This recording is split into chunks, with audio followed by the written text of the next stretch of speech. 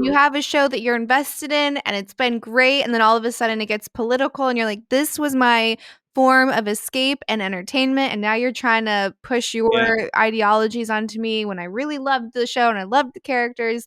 Yeah, I saw that happening a lot too. And then what I have noticed is they all got rid of it really quick, because Yeah. all of my friends, we were watching This Is Us, and it is one of the most beautiful shows, I think, on TV, but it got crazy political for like a few episodes and then Yeah. quickly turned around Uh-huh. because everyone stopped watching it.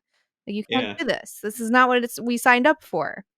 Yeah. Mhm. And that could be true even if you, I mean, I remember like Law and Order at SVU, it was one of my favorite shows for a long time. And I actually stopped watching it maybe 2 or 3 years ago for exactly the same reason that you're talking about. All of a sudden I actually agreed morally with where they're coming from, because they were, I'll be very upfront with you, and I don't know, I'm not trying to get into politics with you, but I guess Dick Wolf was very anti-Trump, so a lot of the episodes really became the sort of like anti-Trump message, and I didn't vote for Trump, either time.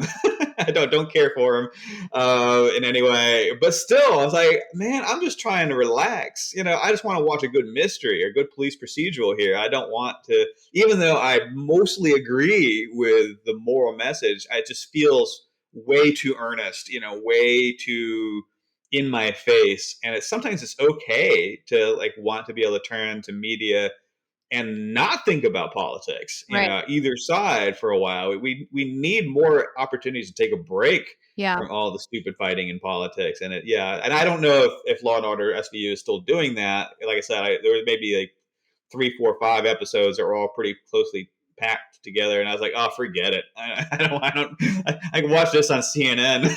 I wanted this. Yeah, I agree. I think when you're faced with the same problems and there's no escape from it, I think it just helps just pit everyone against one another. It's like kind of like what you see with the war and the sexes is seems to be being given a new life. So it's like this idea of Mm, men versus women. And I forget who says it. I think it might have been the author of that older book, Men Are from Mars, Women Are from Venus. Like, if you're trying to like prop up one sex, they both lose. Like, this isn't yeah. we're not supposed to be at each other's throats. Like, we're supposed to be teammates.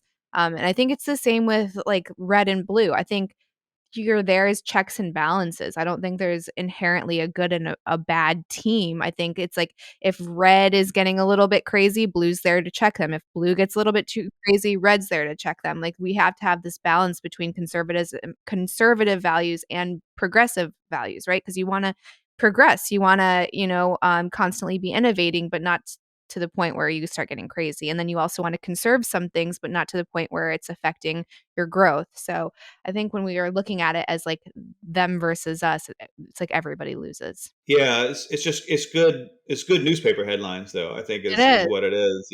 So there are obviously certain groups of people that do benefit from that messaging. Obviously, the politicians themselves can benefit to some degree, and but also news media love this stuff. I mean, probably talking about Trump again, and I don't mean to go down that rabbit hole too far, but you know probably nobody has been better for news media in recent memory than Donald Trump. As much as they ostensibly hated him, other than Fox News, of course, he was good business for CNN. Mhm. They gave him so much free publicity, by complaining about him all the time, and he was just smart enough to turn that to his advantage, and get a lot of voters behind him.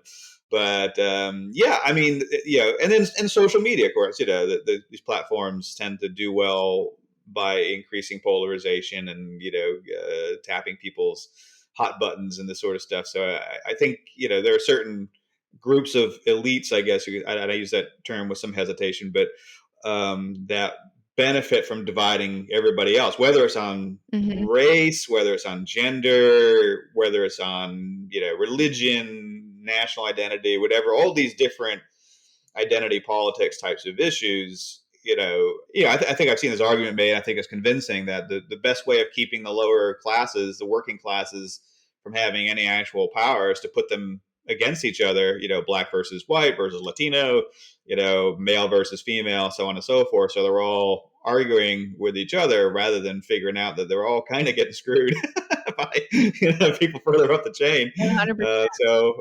Yeah, No, I totally agree. There's this joke about it, and there's like these two puppets, and one side is like, well, I like the puppet on the right hand side, and the other one's like, well, I like the puppet on the left hand side, and then come to find out it's the same hand holding both of them, and it's like, Yeah. exactly the same, you dummies. Like, focus Yeah. focus somewhere else.